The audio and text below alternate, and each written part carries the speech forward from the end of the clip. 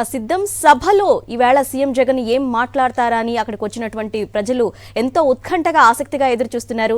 ఇక సభా ప్రాంగణం నుంచి మరిన్ని వివరాలు మా ప్రతినిధి సతీష్ అందిస్తారు.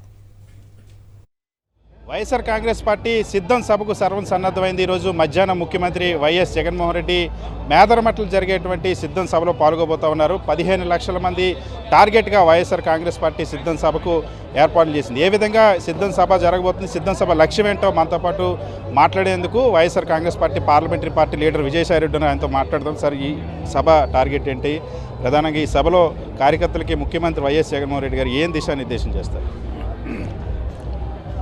6 జిల్లాల నుంచి బాపట్ల, గుంటూరు, పల్నాడు, ఒంగోలు, నెల్లూరు, తిరుపతి ఈ 6 జిల్లాలకు సంబంధించినటువంటి అశేష ప్రజానీకాన్ని, కార్యకర్తల్ని ఉద్దేశించి ప్రసంగించేదానికి ఈ యొక్క ఆఖరి 4వ సిద్ధం మహాసభ పొలిటికల్ క్యాంపెయిన్లో భాగంగా ఈరోజు ఇక్కడ నిర్వహిస్తూ ఉన్నాం.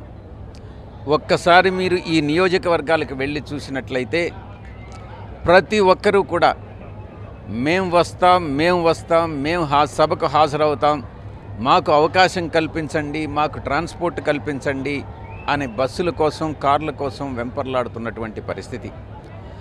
ప్రజల నుంచి స్పందన అంత అద్భుతమైనటువంటి స్పందన కనపడతా ఉంది. ఈ నేపథ్యంలో ఈ సభకి ఎటువంటి పరిస్థితుల్లో 15 లక్షలకి ఒక్క వ్యక్తి కూడా తగ్గకుండా హాజరవుతారన్నటువంటి ధీమా, భరోసా ఉంది. మాకు ఇన్ఫర్మేషన్ కూడా ఉంది. సార్, ఇవాళ వైఎస్ఆర్ కాంగ్రెస్ పార్టీ ఈ సభ ఒక ప్రత్యేక పరిస్థితుల్లో జరుగుతుంది.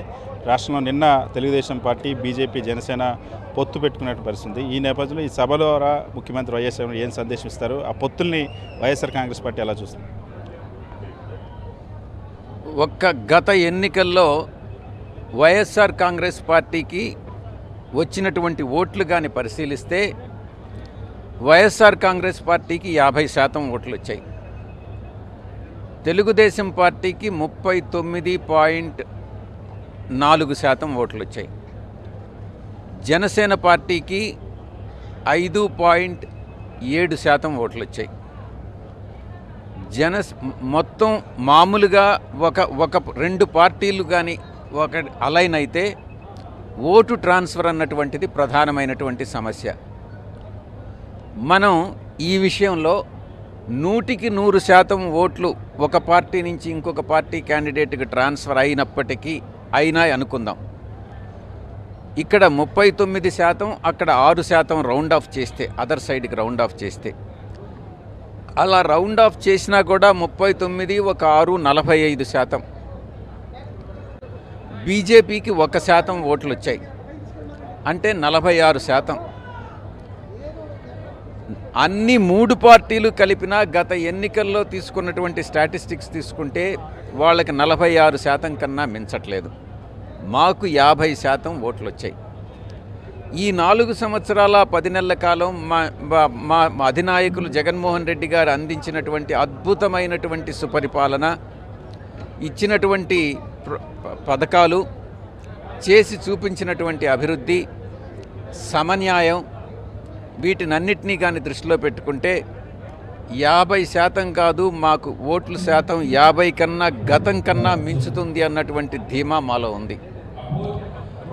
అన్ని పార్టీలు ఏకమైనా కూడా వైఎస్ఆర్ కాంగ్రెస్ పార్టీ సింగిల్గానే పోటీ చేసి గెలుస్తుంది అన్నటువంటి విషయంలో ఎటువంటి అపనమ్మకం లేదు. మరొక విషయం, గతంలో పొత్తుల విషయానికి వస్తే చంద్రబాబు నాయుడు గారు ఏ పార్టీతో పొత్తు పెట్టుకోలేదు. కాంగ్రెస్తో పొత్తు పెట్టుకున్నారు, బీజేపీతో పొత్తు పెట్టుకున్నారు, కమ్యూనిస్టులతో పొత్తు పెట్టుకున్నారు, టీఆర్ఎస్తో పొత్తు పెట్టుకున్నారు. ఆయనకు పొత్తు పెట్టుకోనటువంటి పార్టీ ఏదీ లేదు, ఒక వైఎస్ఆర్ కాంగ్రెస్ పార్టీ తప్ప. వైఎస్ఆర్ కాంగ్రెస్ పార్టీ ఎవరితో పొత్తులు పెట్టుకోదు, ఒంటరిగానే పోటీ చేస్తుంది. పొత్తుల వల్ల ఏదో ప్రయోజనం తెలుగుదేశం పార్టీకి ఉంటుంది అన్నటువంటి విషయం మేము భావించట్లేదు. కాబట్టి తప్పకుండా వైఎస్ఆర్ కాంగ్రెస్ పార్టీ అధికారంలోకి వస్తుంది. ముఖ్యంగా ఈ పొత్తుల విషయంలో ఒక్కొక్క ఎన్నికల్లో ఒక్కొక్క పార్టీతో పొత్తు పెట్టుకోవడం వల్ల చంద్రబాబు నాయుడికి నైతిక విలువలు లేవు, రాజకీయ సిద్ధాంతం లేదు, ఎటువంటి ప్రిన్సిపల్స్ లేవు, ఎవరితోనైనా పెట్టుకోవచ్చు, అధికారమే పరమావధి అన్నటువంటి ఒకే ఒక దృక్పథంలో పోతున్నాడు. కాబట్టి పొత్తులని ప్రజలు నమ్మరు. ఇవన్నీ కూడా, ఈ పొత్తులన్నీ కూడా ఒక పదవి కోసమే, అధికారం కోసమే అన్నటువంటిది ప్రజలు నమ్ముతున్నారు. దీనివల్ల ప్రయోజనం ఉండదు.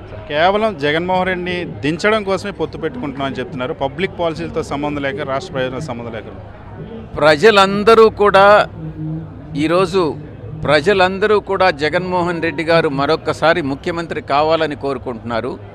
కానీ ప్రతిపక్షాలు, కొన్ని వర్గాలు, కొన్ని సామాజిక వర్గాలు జగన్మోహన్ రెడ్డి గారు రాకూడదనని కోరుకుంటున్నారు. దానికోసమే వాళ్ళు ఈ పొత్తులు, ఈ యొక్క ప్రయత్నాలన్నీ కూడా. సిద్ధం సభ ద్వారా 15 లక్షల మంది కార్యకర్తలు వచ్చిన తర్వాత రాబోయేటువంటి ఎన్నికలకు సంబంధించినటువంటి రణ నినాదాన్ని మోగించబోతున్నామని చెప్పి ఎంపీ విజయసాయి రెడ్డి చెప్తున్నారు. వినయ్ శివతో సతీష్, సాక్షి టీవీ, అద్దంకి.